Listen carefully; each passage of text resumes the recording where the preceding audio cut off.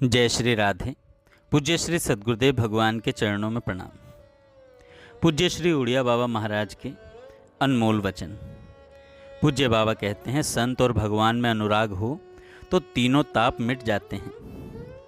सत्शास्त्र और संत महात्माओं का संग हो तो फिर किसी बात की कमी ही नहीं रहती। सत्संग का फल तो यही है कि संसार धोखे की टट्टी जान पड़े, बेटा बेटी तथा धन माल सब झूठा दिखाई पड़े। एक दिन मृत्यु अवश्य होगी, केवल 4 दिन की जिंदगी है। अधिक लाभ उन्हीं लोगों के सत्संग से होता है जिनसे अपने इष्ट, साधन क्रम और मन का मेल होता है।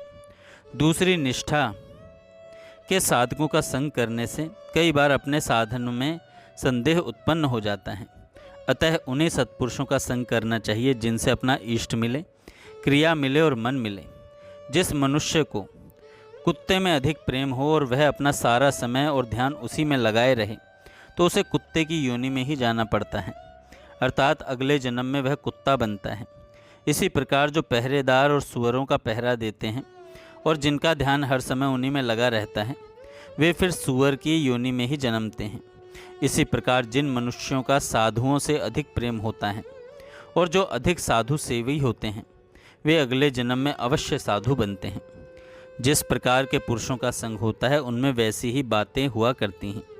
जैसे व्यापारियों में व्यापार की, साधुओं में परमार्थ की और भक्तों में भगवान की चर्चा होगी, अतः ऐसे लोगों का ही संग करना चाहिए जिनसे अपने पक्ष की विशेष पुष्टि हो।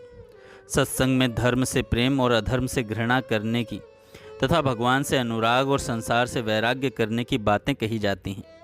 इसी से सत्संग की इतनी महिमा है। मनुष्य को अपने छोटे से छोटे दोष सत्संग से प्रतीत तो हो जाते हैं। मनुष्य को अपने छोटे से छोटे दोष सत्संग से प्रतीत तो हो जाते हैं, किंतु उन्हें त्यागने की प्रतिज्ञा करनी चाहिए, तभी उनसे छुटकारा मिल सकता है। हम किसी से मजाक नहीं करेंगे, क्रोध नहीं करेंगे अथवा निंदा नहीं करेंगे। ऐसी प्रतिज्ञाएं करने पर ही दोष का अंत होता है। और सच पूछा जाए तो दोषों की निवृत्ति का प्रधान साधन तो गुरु कृपा ही है। यह मेरा अपना अनुभव है। पूज्य बाबा कहते हैं, 3 बातें सदा याद रखनी चाहिए: दीनता, आत्मचिंतन और सद्गुरु सेवा। भजन के विघ्न बताता हूँ आप लोगों को। पहला, लोक में मान प्रतिष्ठा होना। दूसरा, देश देशांतर में ख्याति होना। तीसरा, धन लाभ होना। चौथा, स्त्री में आसक्ति होना। 5वां, संकल्प सिद्धि, अर्थात जिस पदार्थ की इच्छा हो उसी को प्राप्त हो जाना। भगवत प्राप्ति के लिए ये साधन अवश्य करने चाहिए। पूज्य बाबा कहते हैं, भगवत प्राप्ति के लिए ये साधन अवश्य करने चाहिए। पहला, सहनशीलता का अभ्यास। दूसरा, समय को व्यर्थ न गंवाना। तीसरा, पदार्थ पास होते हुए भी भोगने की इच्छा न करना। चौथा, निरंतर इष्ट देव का चिंतन करना। और 5वां, सद्गुरु की शरण ग्रहण करना। जय श्री राधे।